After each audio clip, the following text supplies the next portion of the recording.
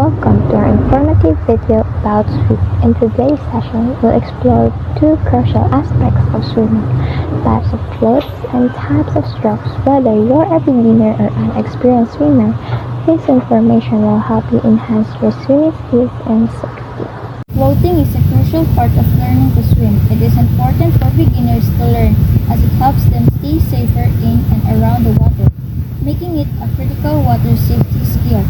So practicing floating will be a key part for beginners.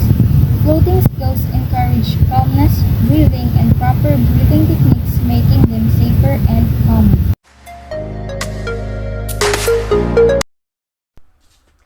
So now I'm gonna explain the back glide, which is the type of floating.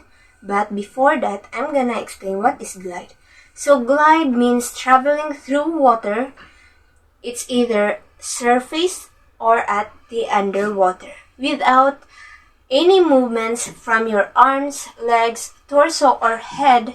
That is no kicking or no paddling.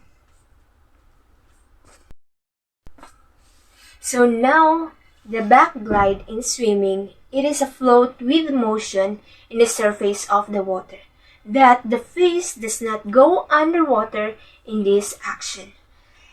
The body should be stay flat and straight, basically in a shoulder-like position, laying backwards on the surface of the water. Back float is a floating position on one's back with arms extended out to the sides and face upward. Back float are essential for a child to understand about the back float and safety in the water. And the benefits of back float is to relieve pain, improve sleep, address lack of energy, help with anxiety and discomfort, or even bad habits, phobia, or addiction. So back float, being able to roll over to their backs and float, is a great way for them to regain their strength and continue swimming. In order to maintain a flowing technique and maintain strength, face float also allows beginners to adjust to a feeling of timing and balance when swimming. Another benefit of face float is that it shows beginners how to loosen up, enter, and get out of the water properly. The water may be disconcerting to beginners, and their desire to gain experience and improve their swimming may be hindered by fear or panic. That is why face float is important. This type of float encourages relaxation and lowers tension, allowing beginners to focus on learning proper swimming techniques rather of being paralyzed by dread. A person's comfort in swimming depends on this float, since it lessens the likelihood that they would breathe underwater and then end up in a dangerous situation like drowning.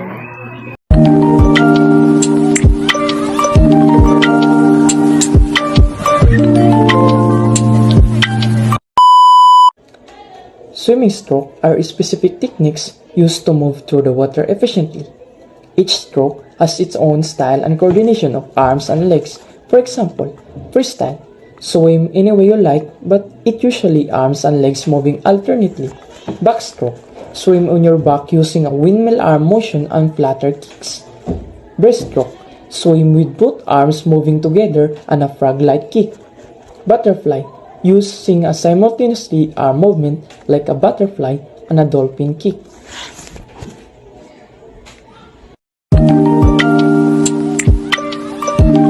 Freestyle is a swimming stroke that might sound a bit confusing because it implies freedom, but it actually refers to a specific swimming style.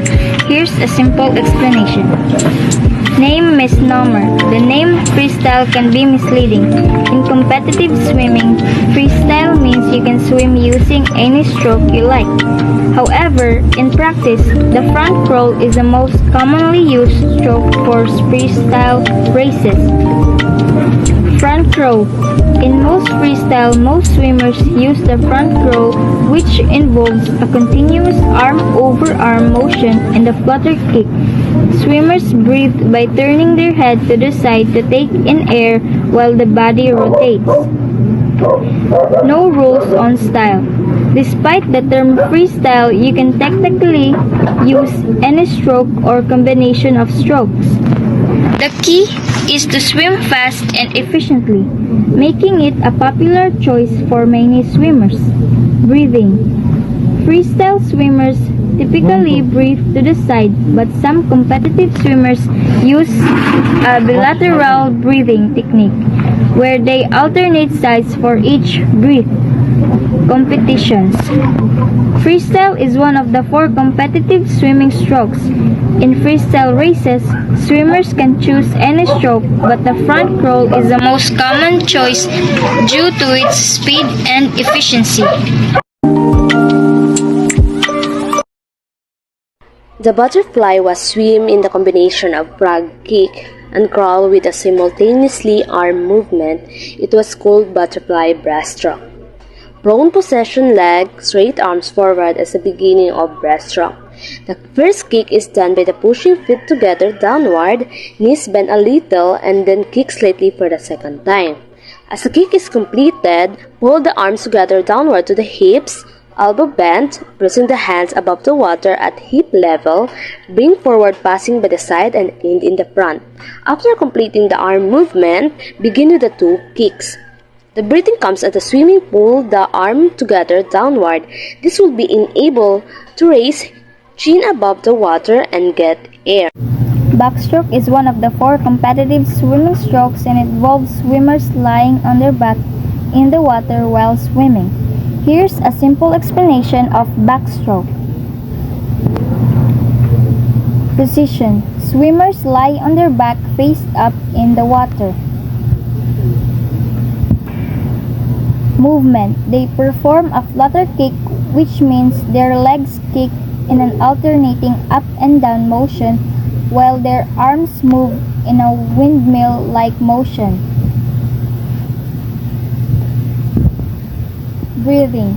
Since the swimmer is on their back, they don't have to turn their head to breathe. They can breathe freely by looking up at the sky or the ceiling of the pool. Turns. In competitive backstroke, swimmers do a flip turn at the end of each lap, making it a continuous non-stop race. Finish. The race ends when the swimmer touches the wall with any part of their body after completing the required distance. One type of strokes is breaststroke. So what is breaststroke? The breaststroke is swim with the body facing down. The arms perform semicircular movements and the legs perform a frog kick. Breaststroke is without a doubt the most popular swimming stroke. In fact, for many people, it is the only stroke that they use regularly.